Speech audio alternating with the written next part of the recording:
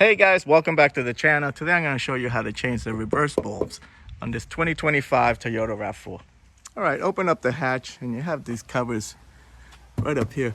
You're going to stick a trim tool or a screwdriver in here and pop this cover out.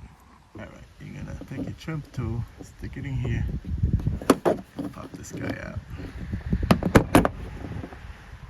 Okay, now you have access to your bulb. You're going to twist it counterclockwise and pop it out.